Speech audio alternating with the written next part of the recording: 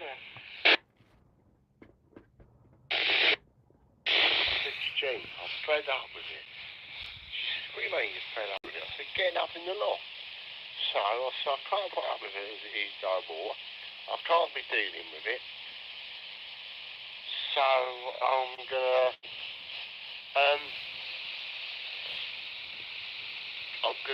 they're coming to balls it out next week. So I'm having my loft boarded. So yeah, and I'm having a proper light put up there as well, proper strip light. Yeah, so I can get when I go up in the loft, I can put the light on and walk around up there without having to mess around. And it's going to cut them in for me. I've got a couple of, they're only inch brackets, inch poles, they'll be alright for what I want, I think. And I'm going to put put pole in there, 2 poles in there, so I can put aerials on them. I need to put my disco on a pole, you see, to get it up in the air, get it away from them, away from where it is. So it's right out in the air, doing that in the loft. Do all that. But yeah, that'll be in the loft. Jen says to me, she says, I ain't having no aerials in the loft. No, you're not putting no aerials in the loft. Well, she knows, still bloody will go up there.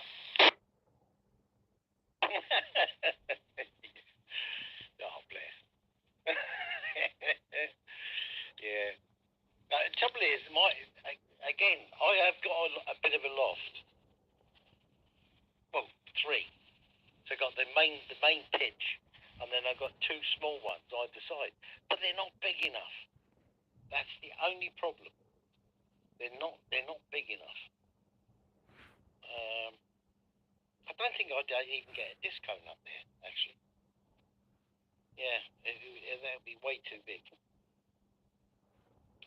Be able to put a beam up there. But that would be it. Yeah. Yes, that's the only disappointing thing. Is the space in the loft. Yeah.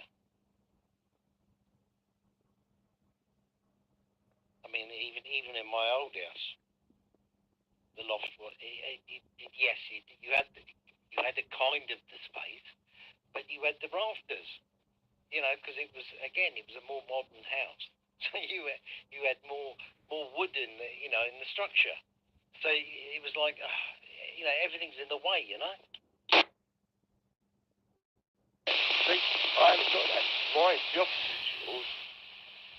Mine's about 18, maybe 20 foot, maybe a bit more than that long as well. It's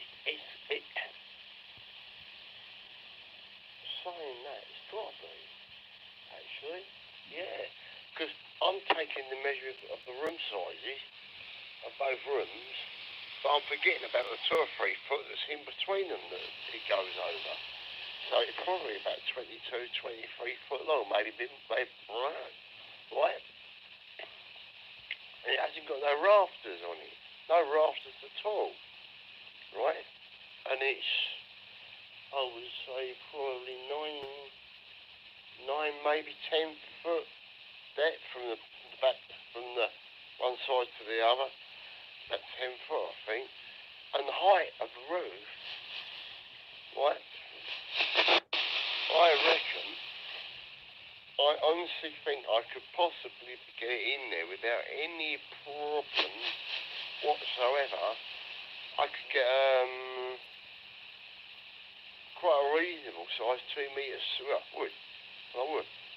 I'd get a reasonable size in the middle of the pitch. There. I reckon I've got a 9 foot pitch in the middle. So it's quite big. Big room. Have it boarded out.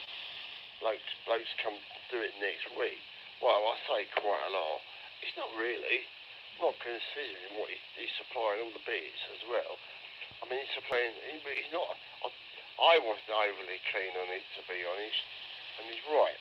I'm not having chipboard put down, which is what most people use. He's using OSB, like 18mm OSB. which is really strong. Right?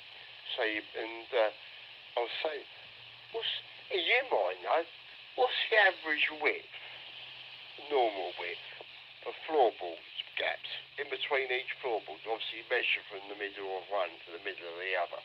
But what's the average? Well, I thought it was 600 mil. Is that about right, Chris? Oh God, I'm just trying to think now.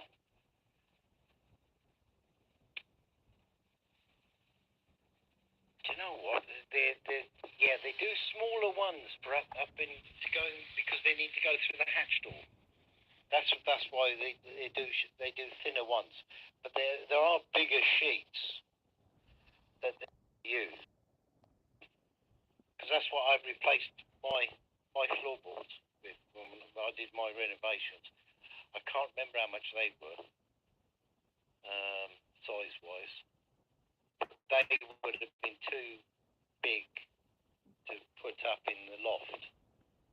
So you're probably not far off there, 600. Yeah.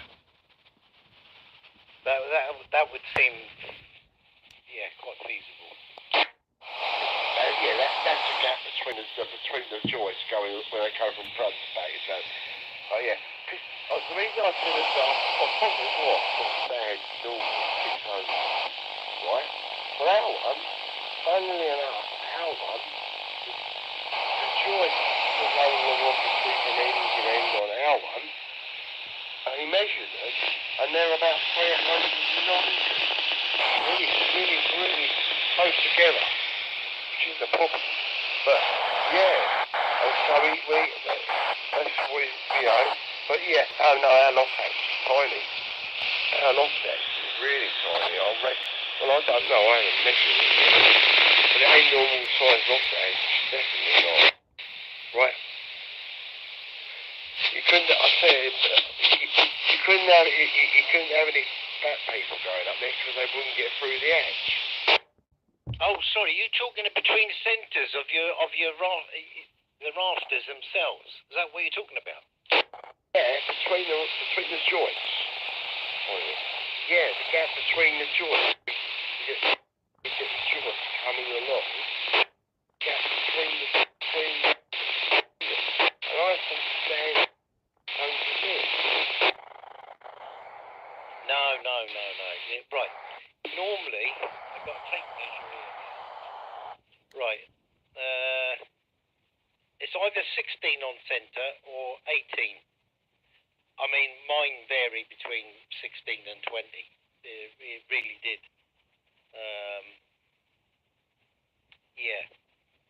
But on average, mate, there's 16 on centre. So that's 407 millimetres. And you're talking about, and he's measured it at 380. So yeah, it's near as damn it the 16-inch on centre between joists.